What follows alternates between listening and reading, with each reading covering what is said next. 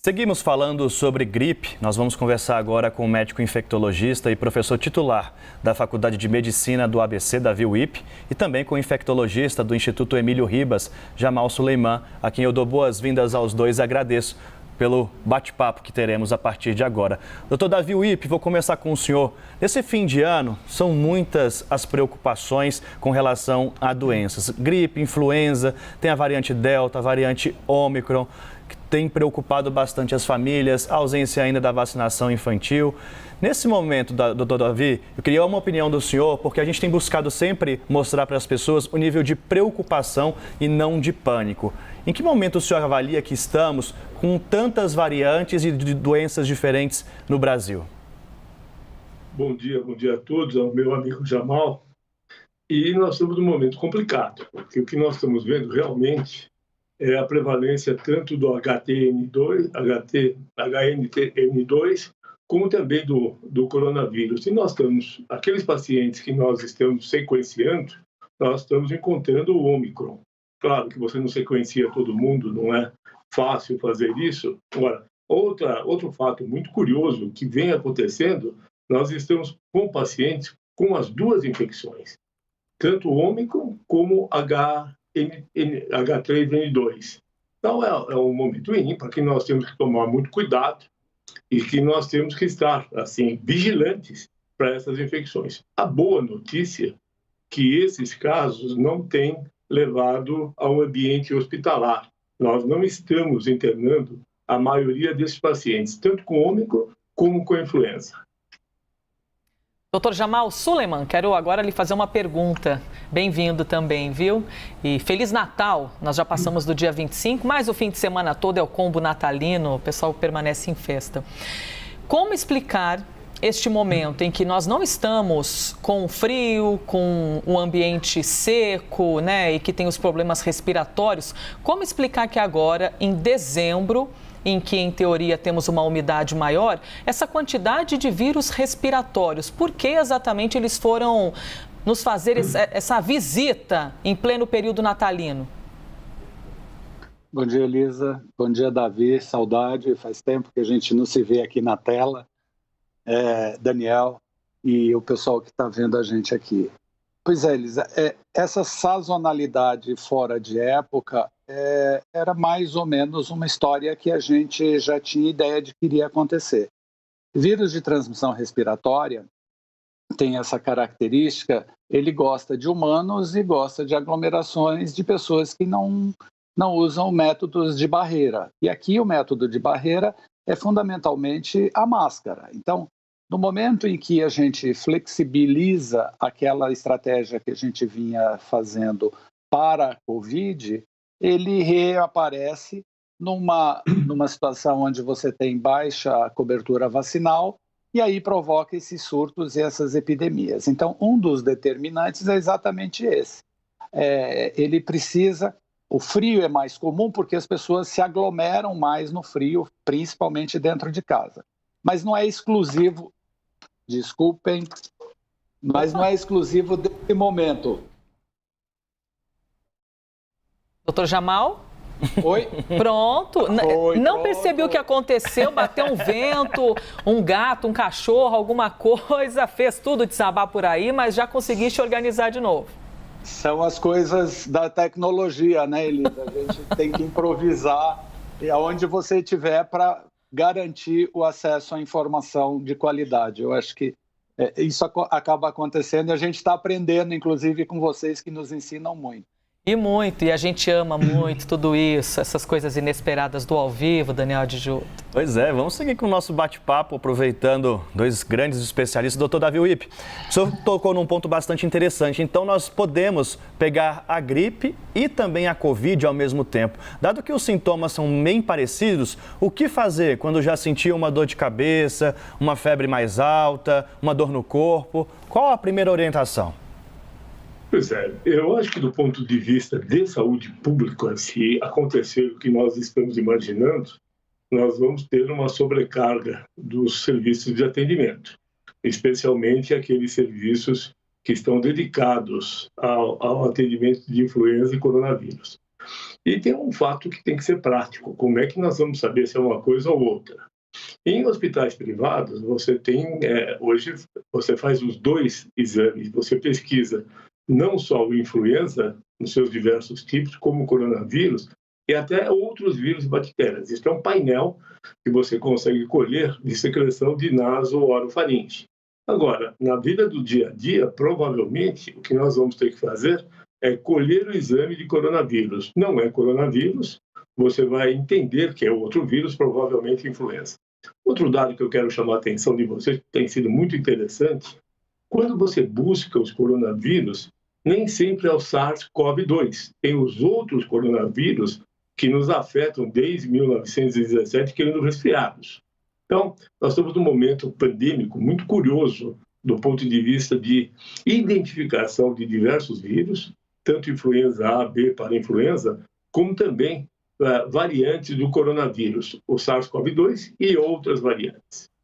Minha nossa, vai até dando um nó na nossa cabeça, doutor Davi Wipp, porque são tantas doenças neste momento, ainda bem que nós temos vocês para explicarem, esclarecerem esses assuntos. E quando a gente fala sobre os testes, doutor Jamal, quais são as diferenças? Por exemplo, com tantos dias um teste consegue detectar Covid-19, com tantos dias um teste pode detectar influenza. Quais são as diferenças entre eles para quem está ansioso, de repente no primeiro dia de sintoma e queria já o quanto antes poder saber por qual doença está infectado? Elisa, de maneira geral, a influenza é um quadro mais agudo, mais súbito e vem com bastante intensidade. Então, a febre costuma ser uma febre bastante alta, a pessoa tem uma dor muscular bastante intensa e isto dura, em média, 4 a 5 dias, que é aquilo que se convenciona na linguagem popular dizer: nossa, estou muito gripado, estou quebrado. Então, diante desse cenário, a positividade para testes, a melhor data, vai até o 2º dia. Você consegue identificar, dentro desse painel que o Dr. Davi citou, a ocorrência desse vírus. Ao contrário, a Covid tem um início mais insidioso. E não é segredo para ninguém que os primeiros sintomas de Covid, por exemplo, às vezes é uma dor muscular que o indivíduo não dá nem muita importância. Só vai dar importância quando os sintomas são mais exuberantes ao redor do 5º, 6º dia de doença. E aí perde o olfato, perde o paladar. E na Covid em especial, é importante lembrar que, dependendo da variante, algumas características clínicas podem ser diferentes. Também para a Covid, a data oportuna, dependendo do teste, ou vai no primeiro dia de sintoma, que pode incluir esse sintoma leve ao qual eu me referi, até 3 dias depois do início do sintoma, mas aí com outro teste, que é o teste de PCR. Então, as datas oportunas para você ter uma sensibilidade maior desses testes variam de 1 a 3 dias. Mas eu colhi no 5º dia. Se você tiver vacinado, a probabilidade de você encontrar esse agente nesse tempo é menor. Não é 0, mas é menor. Se você não estiver vacinado e estiver evoluindo de uma forma grave, esse intervalo pode ser maior. Dito isso, doutor, trazendo esse panorama, continuo com o senhor, doutor Jamal, porque é bastante interessante. A gente está num momento chegando, passando do Natal, já se aproximando do Réveillon, quando as festas, aglomerações, apesar de muitas capitais terem cancelado as festas públicas, ainda tem muita festa privada que vai sim ocorrer. Tive sintoma, por exemplo, na terça-feira, quarta-feira, não sei se é gripe, não sei se é Covid. Qual orientação? Devo ir ainda assim a uma reunião de amigos, a um evento? De jeito nenhum. Fique em casa e faça o auto-isolamento.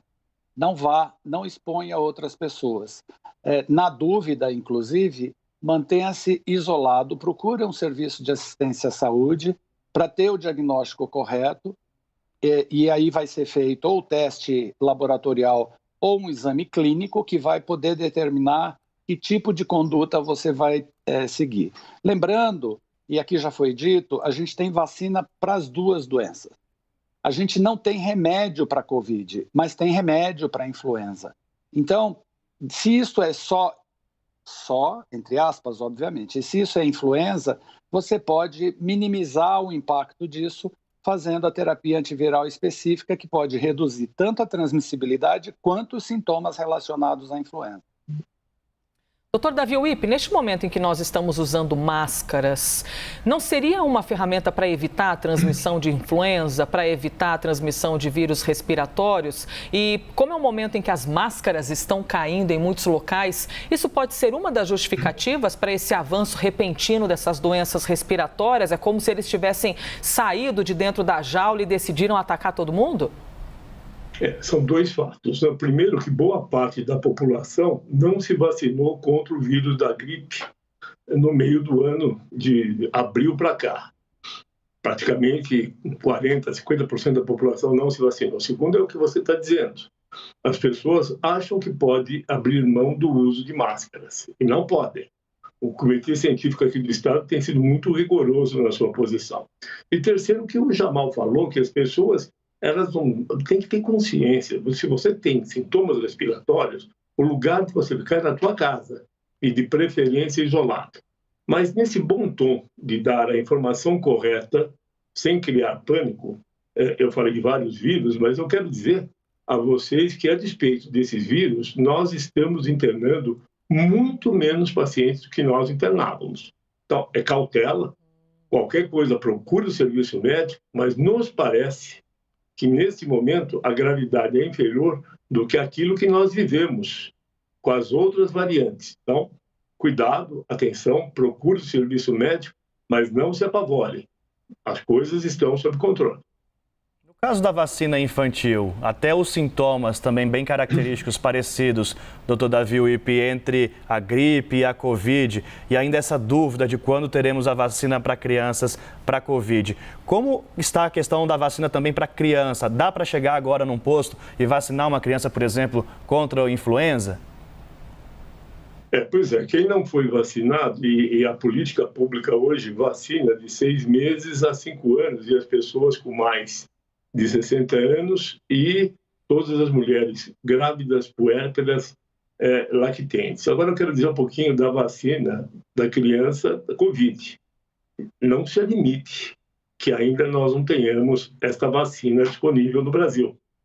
Nós temos 2 vacinas que estão sendo usadas no mundo, tanto a Coronavac como a Pfizer, um sucesso indiscutível. E eu estou me referindo a bilhões de vacinados.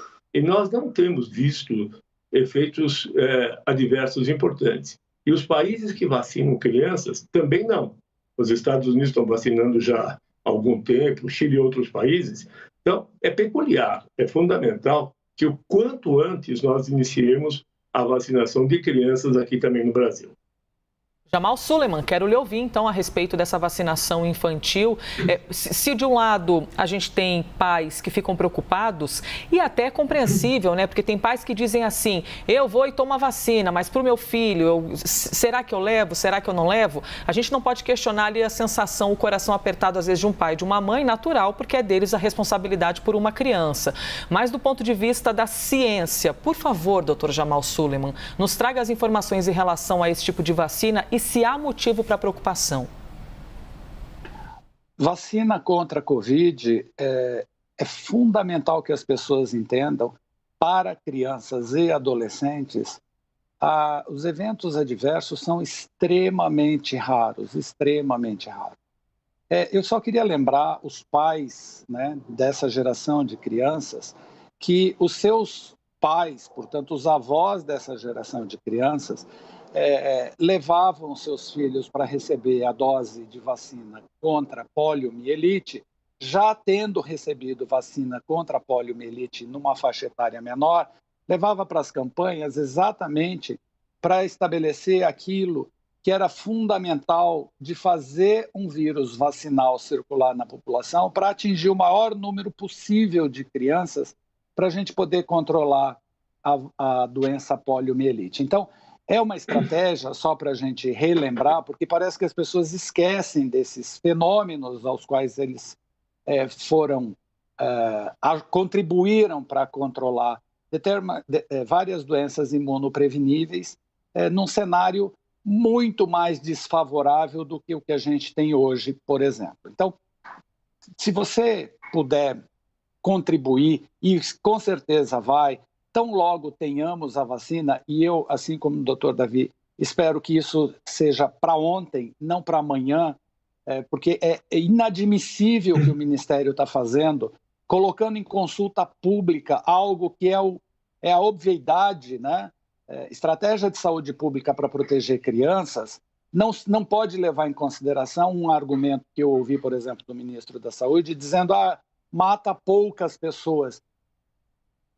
Lembrando que das doenças imunopreveníveis, Covid foi a que mais matou crianças. Logo, não faz sentido. Uma única criança morta é suficiente para qualquer gestor na área de saúde pública disponibilizar imediatamente esse tipo de insumo. Então, é uma vacina segura, é uma vacina eficaz, é fundamental que a gente coloque isso disponível para as crianças, para que elas rapidamente retomem as atividades que toda criança tem direito de ter. Muitíssimo obrigado, agradeço, doutor Jamal, doutor Davi, por compartilharem conosco tantos esclarecimentos, tantas informações importantes sobre a gripe, sobre a Covid e também mais 2 grandes especialistas no nosso país defendendo a vacinação de crianças. Doutor Davi, muito obrigado pela entrevista. Só um depoimento que eu acho importante. Eu tenho um neto de 13 anos vacinado com as 2 doses e tenho um neto, uma neta de 6 e 2 de 8, os 3 aguardando, assim, tanto eles como os pais, como nós avós, que eles sejam vacinados muito rapidamente. Então, um depoimento de avô que tem os seus netos, um vacinado e 3 pretendendo ser vacinados contra o Covid. Doutor Jamal, muito obrigado também pelo bate-papo. Boas festas para vocês. Com segurança. Com segurança é o que queremos. Obrigada, viu, por traduzirem o conhecimento de vocês para as palavras para o Brasil inteiro. Vocês fazem a diferença, viu, para a informação dos brasileiros. Obrigada. Bom dia, bom domingo.